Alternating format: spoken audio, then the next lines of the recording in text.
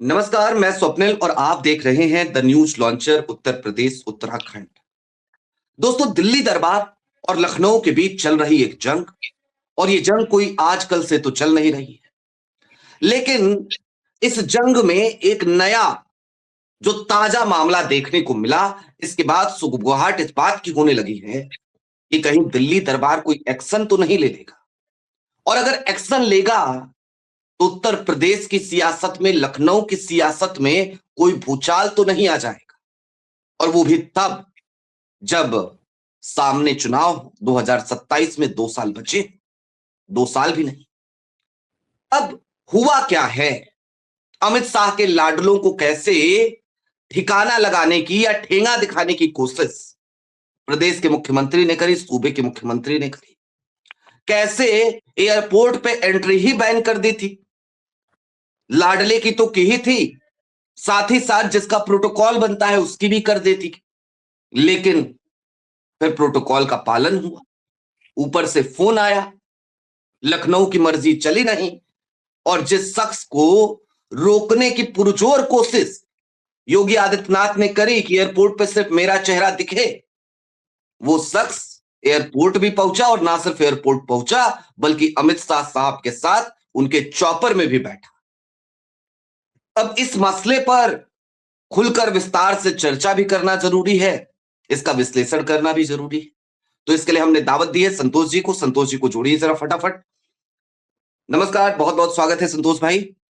बहुत बहुत संतोष धन्यवाद भाई, स्वप्निल भाई, और तमाम दर्शकों को, न्यूज लॉन्चर यूपी यूके के तमाम दर्शकों को नमस्कार। और जी स्वप्निल भाई। संतोष भाई, उत्तर प्रदेश की ये जो सियासत है और ये जो दिल्ली वर्सेस लखनऊ, दिल्ली बनाम लखनऊ चल रहा है, ये तो चल रहा है लंबे समय से।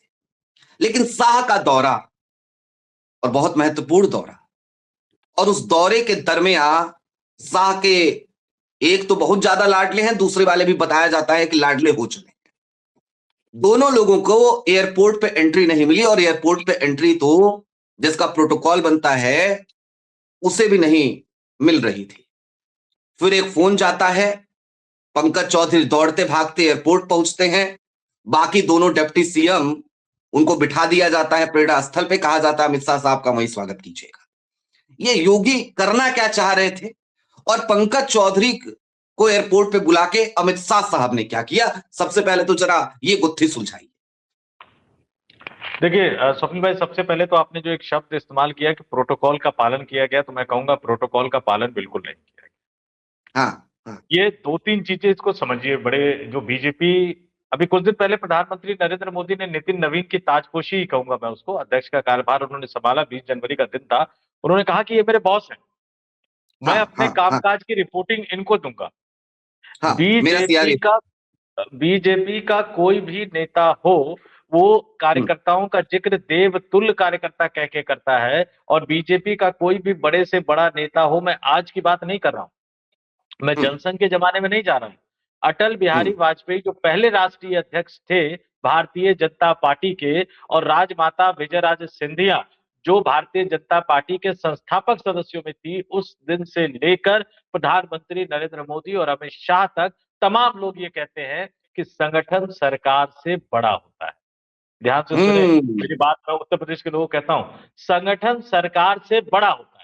और हम्म, बीजेपी के इतिहास में बहुत सारी अनोखी चीजें हो रही है। आज इसको भी उस रिकॉर्ड में दर्ज कर लीजिए कि पहली बार ऐसा हुआ देश के सबसे बड़े राज्य उत्तर प्रदेश में भारतीय जनता पार्टी के प्रदेश अध्यक्ष के साथ, कि गृह मंत्री जब एयरपोर्ट पर उतरे, उनका नाम काटा गया, बाद में शामिल करवाया गया। ये सब चीजें हम अलग विस्तार से आगे बताएंगे।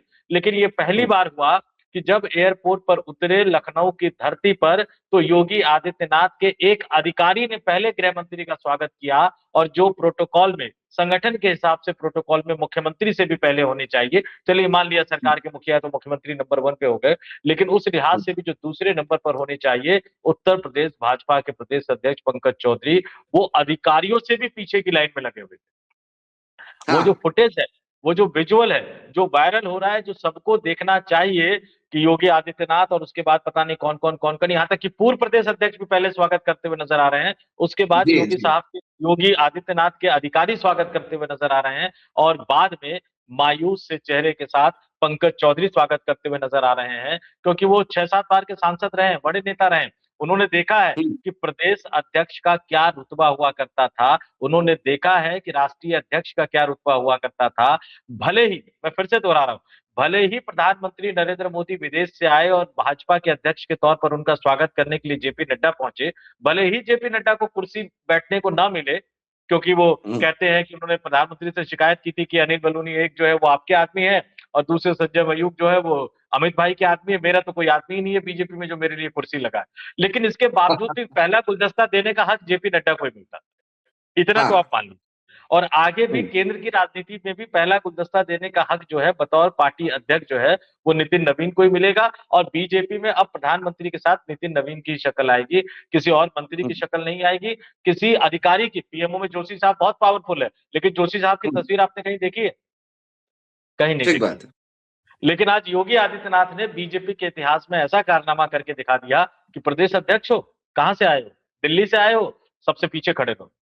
ठीक है, हम्म, पहले तो नाम ही काट दिया, अब चलो ठीक है, अमित भाई ने कह दिया तो आ जाओ एयरपोर्ट पे, कोई दिक्कत की बात नहीं है, लेकिन सबसे पीछे खड़े रहो।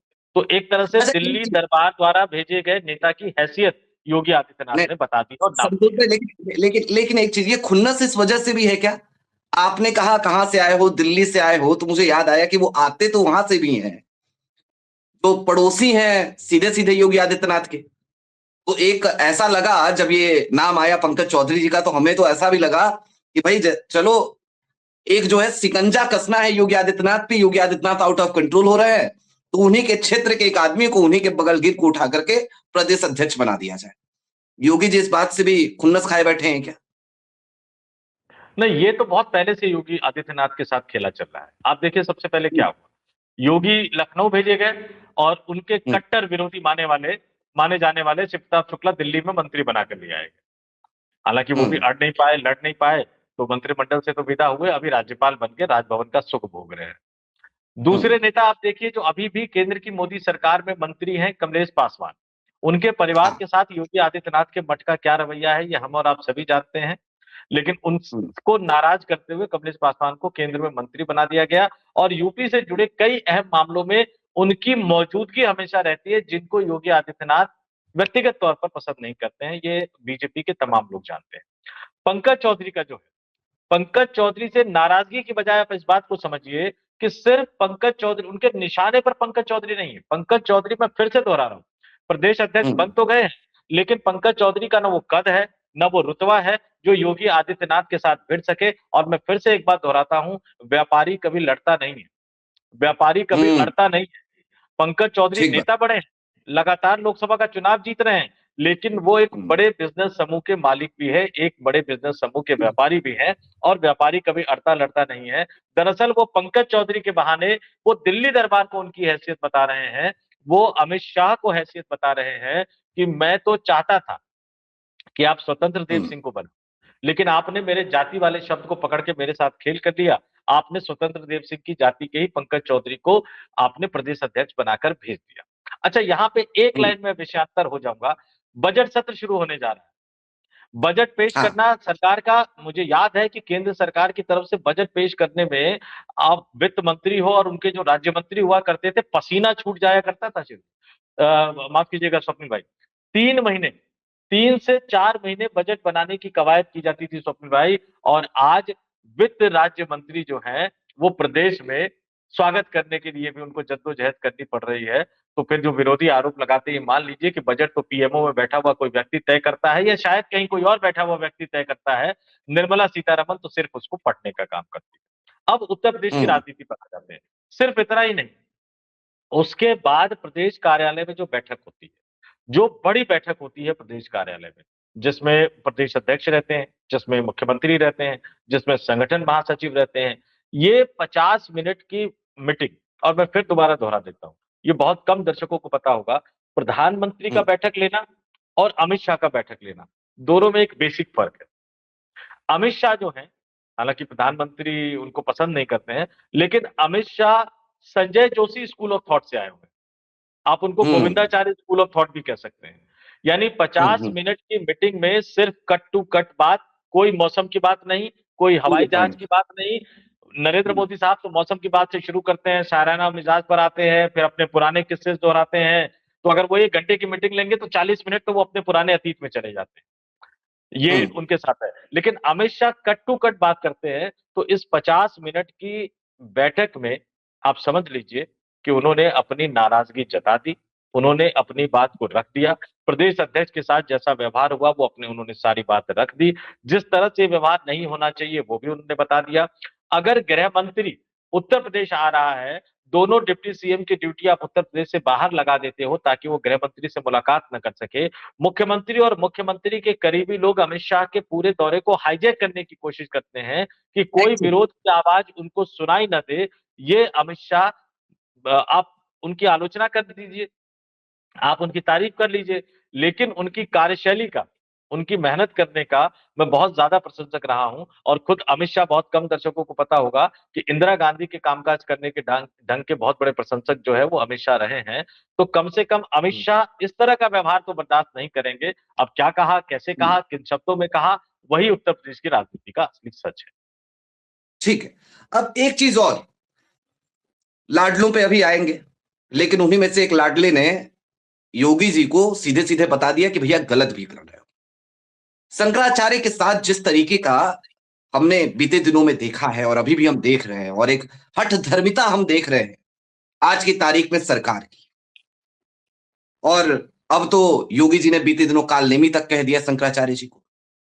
लेकिन इधर योगी आदित्यनाथ कालनेमी कह रहे थे, उधर दूसरी तरफ शाह साहब के लाडले यानी कि मौर्य जी वो माफी मांग रहे थे और कह रहे थे कि अब इसका पटाक्षेप होना चाहिए, अब इसका समापन होना चाहिए और उन्हें स्नान स्नान करना चाहिए, और वो माफी भी मांग रहे थे। लेकिन केशव मौर्य एक तरफ तो भाई बचाना चाह रहे कि नहीं हम ऐसा नहीं करते, भारतीय जनता पार्टी ऐसा नहीं करती। योगी जी दूसरी तरफ नोटिस पे नोटिस भिजवा रहे हैं, उधर शंकराचार्य भिड़े हुए हैं। इसका भी असर दिल्ली के एक्शन में दिख सकता है क्या? कोई एक्शन वाकई में होगा क्या? देखिए, हमें इस पूरी परंपरा को थोड़ा-सा समझना होगा स्वप्निल भाई। मैं तमाम द न्यूज़ लॉन्चर के दर्शकों को बताना चाहूँगा, केशव प्रसाद मौर्य कहाँ से आए हैं? वो विश्व हम्म। हिंदू परिषद के जो नेता स्वर्गीय सिंघल साहब, जिन्होंने राम मंदिर आंदोलन को हम्म। चलाया, उनके करीबी नेता रहे हैं। और विश्व हिंदू परिषद ने कोई बीजेपी के संगठन के बल पे राम मंदिर आंदोलन को नहीं चलाया था। ये बहुत सारे लोग जानते समझते होंगे कि हम्म। बीजेपी ने किया, लाल कृष्ण आडवाणी ने किया, नहीं किया।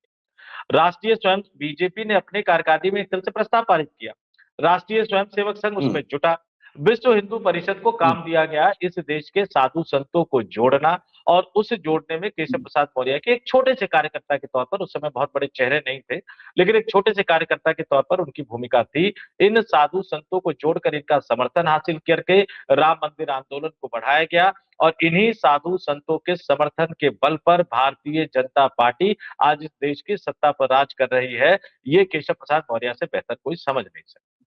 अब दूसरी बात पे, जहां तक योगी आदित्यनाथ हिंदू महासभा जो मठ है उनका, उनके गुरु और गुरु के गुरु जो रहे हम्म। वो हिंदू महासभा से जुड़े हुए रहे हैं। और वो बीजेपी से हम्म। राजनीतिक हम्म। पारी की शुरुआत, मठ के पुराने उनके गुरुओं की बीजेपी से शुरुआत हुई भी नहीं। वो तो बाद में जब राम कोई मंदिर भी नहीं। आंदोलन शुरू हुआ और तमाम लोगों को जोड़ा जाने लगा तो वो उसमें जुड़ गए। और योगी आदित्यनाथ हम्म। एक युवा लोकसभा सांसद बने थे, निश्चित तौर पर बोलते बहुत अच्छा थे। तो इन दोनों की विचारधारा में कभी भी बहुत ज्यादा सामंजस्य रहा नहीं। अब यहाँ पर हम्म। देखिए, जिस समय योगी आदित्यनाथ हरियाणा में कालने भी बोल रहे थे, लगभग हम्म। वही समय लगभग वही हम्म। समय उत्तर प्रदेश के पूर्वांचल के गाजीपुर में केशव प्रसाद मौर्य शंकराचार्य जी कहते हुए एक तरह से माफी मांगते हुए नजर आ रहे थे। तो ये हम्म। सीधा सीधा बताता है कि एक दो ध्रुवों में उत्तर प्रदेश की भारतीय जनता पार्टी बट गई है। और बांटा इसको आला कमान ने बांटा है। और फिर कहता हूं, कई बार परिस्थितियां ऐसी बन जाती है जिन परिस्थितियों का इस्तेमाल किया जाता है। राम मंदिर आंदोलन के दौरान उस विवादित ढांचे को किसने तोड़ा और उसमें कल्याण सिंह की सहमति थी या नहीं थी, ये बड़ा विवादों का लंबा विषय है। और कल्याण सिंह कहते हैं कि भाई उनके साथ ऑफ द रिकॉर्ड कहते थे कि खेला हो गया। एक बड़े पत्रकार ने अपनी किताब में भी बाद में इसको लिखा। यहाँ पे भी आप समझिए हम्म। कि जो कुछ भी प्रयागराज में हुआ, योगी आदित्यनाथ अपनी जिम्मेदारी से बच नहीं सकते। और उसके बाद जिस तरह से हॉट पकड़ लेते हैं, जिस तरह से वो जिद पकड़ लेते हैं। और बड़ा आजकल एक वेब सीरीज ओटीटी पे बहुत ज्यादा पॉपुलर है, स्वप्निल भाई, हम्म, फ्रीडम एट मिडनाइट। उसका बड़ा अच्छा वाकया है कि जब हम्म, प्रधानमंत्री उस समय के जब जवाहरलाल नेहरू आजादी के कार्यक्रम की रूपरेखा तय कर रहे थे, तो साधुओं का एक दल जबरदस्ती उनके घर में घुस जाता है और वो जवाहरलाल नेहरू पे चीखने हम्म, चिल्लाना शुरू कर देते हैं। वो साधुओं के दल को बिठाते हैं, हम्म, पानी ऑफर करते हैं। ये सेंगोल वाला जो जिक्र है ना, मोदी साहब बहुत सी चीजें छुपा जाते हैं, आधा सच बताते हैं। तो उससे जुड़ा हुआ थोड़ा सा हम्म, वाकया उसमें हल्का सा दिया गया है। साधुओं को बिठाते हैं, पानी पिलाते हैं और फिर उनसे पूछते हैं कि बताइए आपकी समस्या क्या है। तो वो कहते हैं कि देखिए 15 अगस्त का जो नक्षत्र है वो शुभ नहीं है, हम्म, उसमें अगर आप देश को आजाद करेंगे तो बहुत सारे संकट आएंगे। तो खुद जवाहरलाल नेहरू वो कह सकते थे, कौन होते हो तुम, सरकार मेरे हाथ में है, प्रधानमंत्री मैं तय करूंगा कि कितने बजे आजादी मिलनी चाहिए नहीं मिलनी चाहिए। उन्होंने ऐसा नहीं कहा। उन्होंने कहा कि ठीक है, हम्म, अगर हम हिंदू पंचांग के हिसाब से करें तो फिर आधी रात को कर लेते हैं। भाई हिंदू पंचांग हम्म, के हिसाब से आधी रात को नया दिन शुरू होता नहीं है। अब वो उन साधु हाँ, संतों के भाव बदल गए।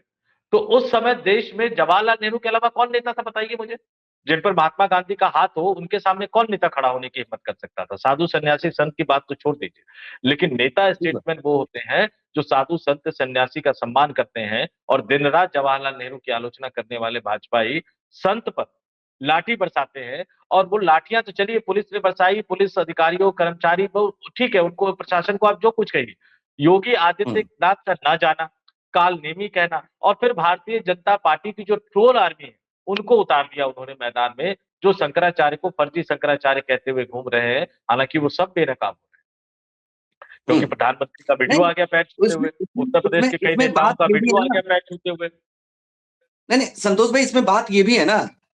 नहीं, उनका क्या आ गया, अंबानी की शादी में तो खुद जा करके प्रधानमंत्री नरेंद्र मोदी वही मैं आशीर्वाद ले कह रहा रहे हूँ, थे। ये प्रधानमंत्री का वीडियो आ गया, मतलब बड़ी प्रधानमंत्री का भी तरीके से वीडियो आ गया, आशीर्वाद ले बचा रहे क्या थे, है? ठीक है? अच्छा नहीं, एक बात हम्म, और, एक बात और बहुत कम दर्शकों को पता होगा। सबसे बड़ी दिलचस्प बात है कि खुद गोरखनाथ मठ में हम्म, उनका स्वागत किया गया था।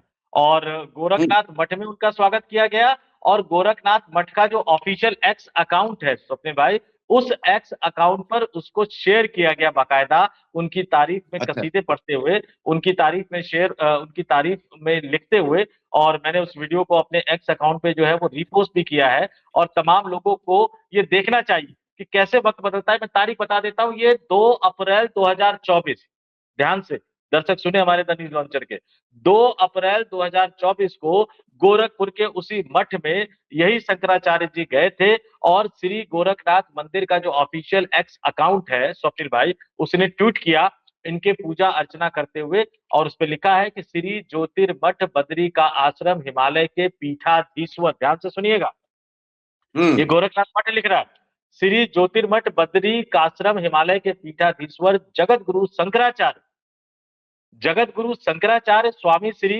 अविमुक्तेश्वरानंद सरस्वती जी महाराज ने आज श्री गोरखनाथ मंदिर में शिव अवतारी महायोगी गुरु श्री गोरखनाथ जी के दर्शन और पूजन किए हैं। ये अप्रैल 2024, एक साल भी नहीं बीता है अभी, एक साल से ज्यादा हो गया है, माफ कीजिएगा। आप ये समझ लीजिए कि अप्रैल लगभग लगभग दो ठीक साल है, भी नहीं बीते अभी। हाँ, और जिनको आप शंकराचार्य कह रहे थे, उनको आज आप फर्जी जी, बनाने की छेड़ रहे हैं। अच्छा मैं एक बात और कहूंगा, देखिए बतौर हम्म, सनातनी व्यक्ति, मैं साधु संतों की परंपरा में व्यक्तिगत रूप से यकीन रखूं या ना रखूं, लेकिन मैं सनातन के भगवानों को मानता हूं। शिव जी को, विष्णु जी को, ब्रह्मदेव को, काली माता मेरी कुलदेवी है, मैं इनको नहीं मानता मैं हूं। लेकिन इसके बावजूद मैं कहूंगा, इनका डबल स्टैंडर्ड सामने आ रहा है कि हिंदुत्व और सनातन के नाम पे सत्ता में आकर। और अगर आप अखिलेश यादव का एग्जाम्पल दे रहे हो, तो मैं कहूंगा कि फिर तो आपको इनको कहना ही नहीं चाहिए कि कांग्रेसी शंकराचार्य है ये। हाँ, ठीक बात है। नहीं, मैं एक छोटी सी चीज और दर्शकों के लिए कहना चाहता हूं यहाँ पे संतोष जी। शंकराचार्य हैं वो, उस पद पे हैं, और हैं तो हैं। कोर्ट में मामला गया, ठीक है, कोर्ट ने ये तो नहीं कहा कि शंकराचार्य नहीं लिख सकते, वो तो नहीं कहा उस ऑर्डर में।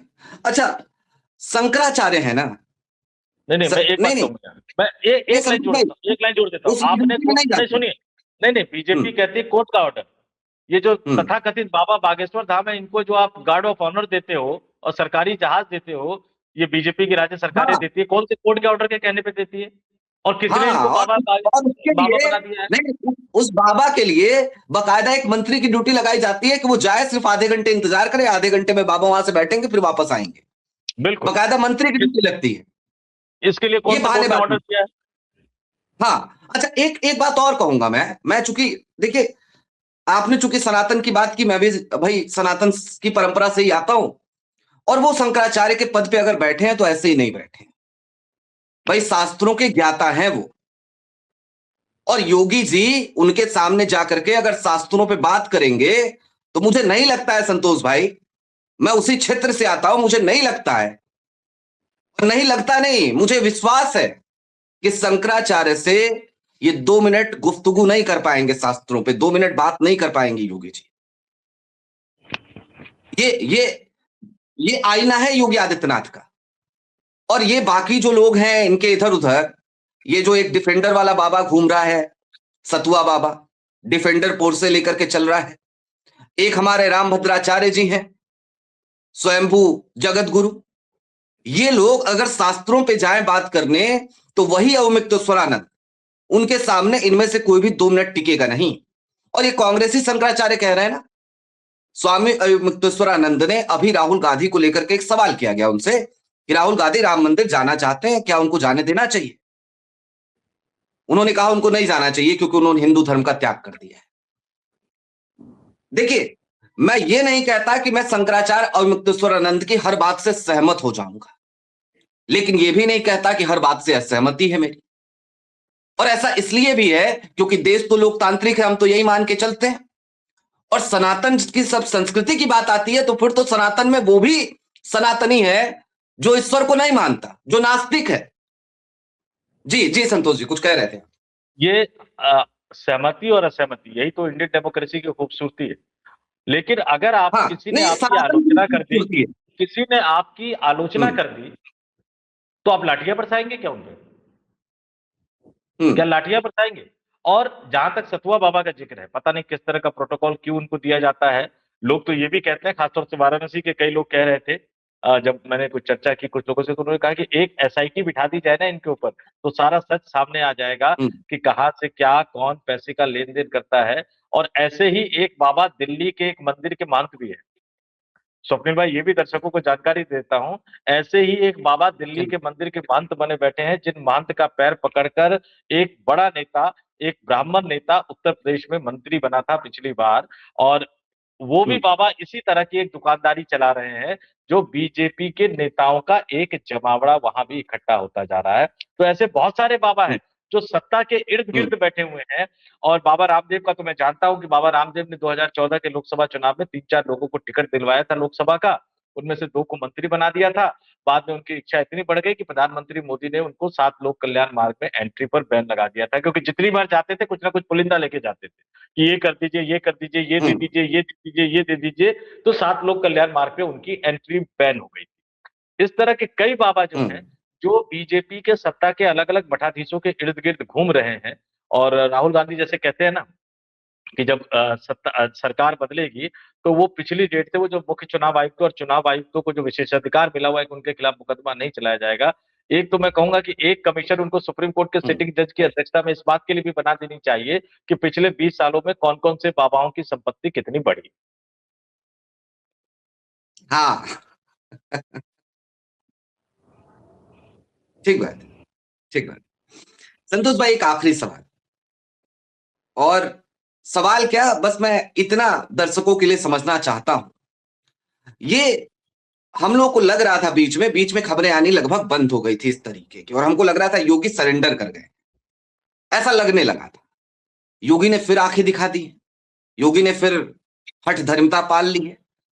अब ये जंग 2027 तक चलेगी, या 27 से पहले भी कुछ होने के आसार दिख रहे हैं?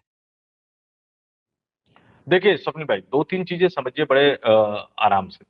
जब पंकज चौधरी को प्रदेश हम्म अध्यक्ष बना के भेजा गया, जो मेरे सूत्र ये बताते हैं हम्म कि एक तरह से सीज फायर हुआ था। सीज फायर ये हुआ था कि हम्म ठीक है, आप दिल्ली दरबार का प्रदेश अध्यक्ष ले लीजिए, लेकिन वाराणसी और हम्म वाराणसी के आसपास का जो चुनाव का पूरा काम है वो सीआर पाटिल देखेंगे, जो गुजरात प्रदेश के बीजेपी के अध्यक्ष रह चुके हैं, मोदी कैबिनेट में मंत्री हैं और मोदी के करीबी आदमी माने जाते हैं। वाराणसी और वाराणसी के आसपास के हम्म सीटों का समीकरण वो देखेंगे, चुनावी तैयारियों को वो देखेंगे। सब कुछ स्मूथली चल रहा, लेकिन बीच में शंकराचार्य का हम्म विवाद, और फिर यूजीसी को लेकर जो विवाद खड़ा हो गया है, अब उत्तर प्रदेश में हाँ बीजेपी हाँ। को लग रहा है कि जिस तरह की छवि योगी आदित्यनाथ की है, उस छवि के साथ आप 2027 का विधानसभा चुनाव जीत नहीं सकते। और जैसे ही आप विधानसभा चुनाव नहीं जीतोगे, तो अखिलेश यादव जो पिछली बार अधिकारियों पे भरोसा करके बेचारे रह गए कि उन्होंने न वोटर लिस्ट को ढंग से देखा, न चुनावी तैयारियों को ढंग से देखा, अगर 27 में वो सीएम बनेंगे तो 29 के लिए वो गलती नहीं करेंगे। और जब 29 में अगर 27 में अगर यूपी हाथ से चला गया, तो 29 में फिर दिल्ली भी हाथ से चली जाएगी, ये बीजेपी आलाकमान को पता है। अब उनके पास समस्या हाँ। क्या है? क्या वो ओबीसी मुख्यमंत्री बनाएंगे? क्या वो ब्राह्मण मुख्यमंत्री बनाएंगे? या वो एक एक्सपेरिमेंट करेंगे कि एक ढीला ढाला कमजोर सा मुख्यमंत्री लाकर रख दिया जाए। कमजोर सा मुख्यमंत्री मैं कहूं तो कमजोर से भी कमजोर, मान लीजिए भजन लाल शर्मा और मोहन यादव से भी कमजोर एक मुख्यमंत्री लाकर रख दिया जाए, और सब कुछ दिल्ली दरबार चलाए, और योगी आदित्यनाथ को दिल्ली लाकर एक बड़ा सा पोर्टफोलियो दे दिया जाए। यानी टॉप 4 में जो, अब टॉप 4 या टॉप 5 की अगर मैं बात कर लूं, भैया प्रधानमंत्री तो छोड़ेंगे नहीं, गृह नहीं, हमको मंत्री तो तो वैकेंसी छोड़ेंगे नहीं। नहीं, हमको नहीं, वैकेंसी नहीं दिख रही है टॉप 5 टॉप 4 में। वैकेंसी बताता हूँ, गृह मंत्री छोड़ेंगे नहीं। वित्त मंत्रालय का जहां तक हाँ। सवाल है, वहां अगर गलती से योगी आदित्यनाथ आ गए, तो फिर योगी आदित्यनाथ नरेंद्र मोदी साहब का अडानी वाले मामले में वही हाल कर देंगे जो वीपी सिंह ने कर दिया था बोफोर्स मामले में राजीव हम्म गांधी का, जो जांच और ये तमाम हम्म चीजें हुई। हम्म तो वो वित्त मंत्रालय तो दे नहीं सकते, वहां तो साहब के मित्र के हित जुड़े हुए हैं। उसके बाद बच जाता है एक हम्म। रक्षा मंत्रालय। अच्छा, रक्षा मंत्रालय अगर आप देंगे तो वो एक सूट करता है, वो एक सूट करता है, मैं बताता हूँ क्यों सूट करता है। आप ये देखिए कि जिस दिन हाँ से नितिन नवीन जो है बीजेपी के राष्ट्रीय अध्यक्ष बने हैं, जिस दिन से नितिन नवीन को हाँ। बीजेपी के राष्ट्रीय अध्यक्ष की कमान सौंपी है, राजनाथ सिंह एक कार्यक्रम तय करवाते हैं और नागपुर चले जाते हैं। हम्म ठीक है। और नागपुर जाकर उन नितिन गडकरी के घर जाकर मुलाकात करते हैं जिन नितिन गडकरी को राष्ट्रीय अध्यक्ष दोबारा ना बनाया जाए, इसको लेकर जो चौकड़ी की रणनीति थी, उस चौकड़ी की रणनीति का बड़ा हिस्सा थे। अच्छा, एक बात और दिलचस्प, उस दिन के बाद से राजनाथ हम्म सिंह भी भागे भागे घूम रहे हैं, और उसके बाद वो लालकृष्ण आडवाणी से भी मिलने चले गए। अब आडवाणी जी की तबीयत बहुत खराब है, आडवाणी जी को घर बिठाने में राजनाथ सिंह की बड़ी भूमिका रही है। लोग भले ही नरेंद्र मोदी अमित शाह ठीक। कहे, लेकिन उनको इम्प्लीमेंट किया राजनाथ सिंह ने। तो वहां जाकर भी हाँ वो हाँ। मदद मांगते नजर आ रहे हैं, क्योंकि 74 साल के स्वप्निल भाई, 74 साल के राजनाथ सिंह भारतीय जनता पार्टी के संसदीय बोर्ड के सदस्य हैं, भारतीय जनता पार्टी के केंद्रीय चुनाव समिति के सदस्य हैं। संसदीय बोर्ड फैसला लेने वाली सर्वोच्च इकाई है, चुनाव समिति टिकट बांटने वाला इकाई है। लेकिन इन दोनों ही संगठन के सदस्य राजनाथ सिंह मार्च अप्रैल के बाद, यानी जब नई टीम बनेगी, तो नहीं रह पाएंगे। तो जब वहां से जाएंगे, तो मंत्रिमंडल से भी एक तरह से विदाई हो सकती है। तो इसलिए राजनाथ सिंह भी घबराए हुए, और मैं ये मान के चलता हूं कि जब भी कोई समझौते का फॉर्मूला बनेगा, तो डिफेंस मिनिस्ट्री जो है वो योगी आदित्यनाथ का इंतजार कर रही है। लेकिन सवाल यह है कि योगी मानेंगे या अड़ जाएंगे हम्म, या लड़ेंगे, और योगी आदित्यनाथ क्या लड़ने की हैसियत में है या नहीं, ये हाँ। तमाम चीजें माननी पड़ेगी। और दूसरा बात, जो मोदी के स्टाइल पे चले हैं, आप देखिए, ये हमें दर्शकों को समझना पड़ेगा। मोदी ने एक समय बीजेपी के नेताओं की, कार्यकर्ताओं की हालत वो कर दी थी कि उनको लगता था कि मोदी नहीं आएगा तो हम सरकार में नहीं आ सकते। 2004 तक हम्म सत्ता में रहे, सत्ता सुख भोगा, बीजेपी के नेताओं ने भी, आरएसएस के नेताओं ने भी। अब 4 हारे, हम्म 9 बुरी तरह से हार गए, लौ पुरुष जैसे लालकृष्ण आडवाणी, वो बुरी तरह से हार गए। और के हारने के बाद उनको समझ में नहीं आ रहा था कि कौन उनको सत्ता में ला सकता है। उसका फायदा 2012 के बाद नरेंद्र मोदी ने उठाया।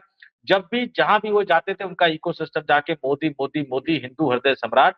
योगी आदित्यनाथ, अभी हम्म बीजेपी कार्यालय में नितिन नवीन की ताजपोशी थी, बैठने के लिए प्लास्टिक वाली कुर्सी दी गई थी, वो भगवा कपड़ा तो कहीं नजर नहीं आ रहा था, लेकिन वहां भी लोग योगी योगी के नारे लगा रहे थे। अब आला कमान बड़ा परेशान हो गया, भैया हो सकता है कि आने वाले दिनों में गाजियाबाद और नोएडा से कार्यकर्ता ये बुलाना सभा बंद कर दें, तय की है, क्योंकि हरदीप पुरी जाकर के बड़े आत्मीयता के साथ गले मिल रहे हैं, सब कुछ दिखा। और वो योगी जी नहीं प्रधानमंत्री जी की अगवानी करते समय हाथ तक नहीं जोड़ रहे हैं। नहीं, और इसमें ये देखिए, अब बीजेपी के आलाकमान को पहले क्या होता था, भीड़ इकट्ठी करनी होती थी तो दिल्ली से करते थे, गाजियाबाद, नोएडा, हम्म गुड़गांव, फरीदाबाद से बुलाते थे। अब दिल्ली वाले, मैं आपको सीधा हम्म कहूँ, बुरा माने ना माने, सचदेवा साहब अध्यक्ष तो है, लेकिन दिल्ली वाले भीड़ नहीं जुटा पाते। भीड़ जाती है गाजियाबाद से, भीड़ जाती है नोएडा हम्म से, और भीड़ कुछ आती है हरियाणा से। लेकिन अब हम्म बीजेपी आलाकमान को लग रहा है कि भैया हर बार ऐसे भीड़ बुला लोगे, इतने मुख्यमंत्री मौजूद थे, इतने बड़े नेता मौजूद थे, प्रधानमंत्री मौजूद थे, और कार्यकर्ता वहां योगी योगी के नारे लगा। तो ये चीज भी कहीं ना हम्म कहीं बीजेपी आला कमान को पिंच करती है, दुख देती है, हम्म कि मोदी खड़े हैं, उसके सामने योगी योगी के नारे कैसे लगाए जा सकते हम्म। कैसे लगाए जा सकते हैं ये नारे? कुल मिलाकर एक बात समझ में आती है, लोग चाहे जो भी कहें, कुछ लोग कहते हैं मोदी नाम केवलम, कुछ लोग कहते हैं योगी नाम केवलम, लेकिन सच्चाई ये भी है कि शाह साहब पर्दे के पीछे के वो खिलाड़ी हैं जो खुल करके खेला करने में माहिर है और खेला करते भी हैं। अब योगी जी ने उन्हीं के लाडलों के साथ खेला करने की कोशिश करी तो सियासत की एक नई बिसात बिछ गई है और जो अदावत चल रही थी वो अदावत और ज्यादा बढ़ेगी, इस बात की पूरी आशंका है। ये उत्तर प्रदेश की सियासत है। उत्तर प्रदेश की सियासत जो पूरे देश की सियासत पर हमेशा हावी रहती है, देश का सबसे बड़ा राजनीतिक सूबा है। क्या होगा? क्या वाकई में कोई एक्शन होगा? और क्या शाह ने कोई कड़ा संदेश दे दिया है पंकज चौधरी को अपने चौपर में बुलाकर, योगी जी की मर्जी के बिना उनको वापस बुलवाकर? और अगर दे दिया है तो क्या योगी संभल जाएंगे या फिर अभी भी अपनी हठधर्मिता में लगे रहेंगे? देखना दिलचस्प होगा। अपडेट जो भी होगी उत्तर प्रदेश की सियासत पर वो हम आप तक पहुंचाते रहेंगे। चलते चलते बस इतना ही। जुड़े रहिए the news launcher Uttar Pradesh Uttarakhand से। बहुत शुक्रिया संतोष भाई। बहुत बहुत धन्यवाद।